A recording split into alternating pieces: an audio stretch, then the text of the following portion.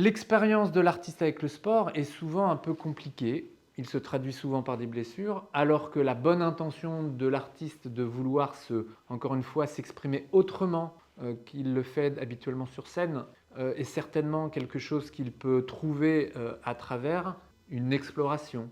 Peut-être plus en lien par exemple avec la nature. Ça paraît peut-être un peu bisounours comme ça, mais il est clair qu'aller se balader en forêt, c'est très reposant pour la tête, c'est très agréable pour le corps. Avoir une activité avec l'eau, avec les vagues, avec la montagne, avec l'extérieur. Une activité où le corps est simplement embarqué dans quelque chose de plus calme. Parce que ce dont a besoin la tête, c'est du calme. Pour focuser, pour se concentrer, pour se présenter sur scène. Et ce dont a besoin le corps, c'est du tonus. Et non pas du relâchement. Du tonus musculaire, un tonus musculaire équilibré à tous les niveaux, qu'il s'agisse de la ceinture scapulaire, ses épaules, de la ceinture pelvienne, son bassin, des jambes, des membres supérieurs, du visage, de la langue, de tous ces systèmes que les artistes utilisent pour s'exprimer en tant qu'artistes. Ces différents systèmes doivent conserver un certain tonus. Et ce tonus mal géré crée des compensations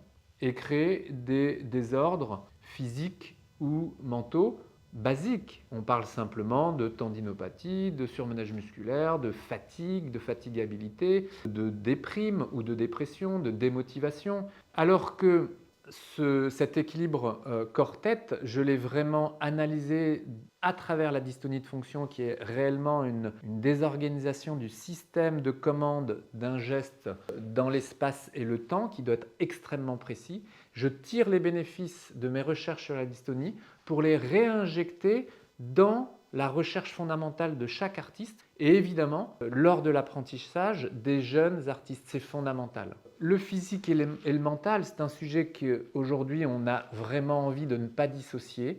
La dystonie de fonction est la pathologie par excellence du lien entre le corps et le physique et on tire de cette pathologie les ressources énormes à retransmettre aux musiciens, acteurs, danseurs, chercheurs, entrepreneurs et c'est ce que propose en fait Artist Incubation.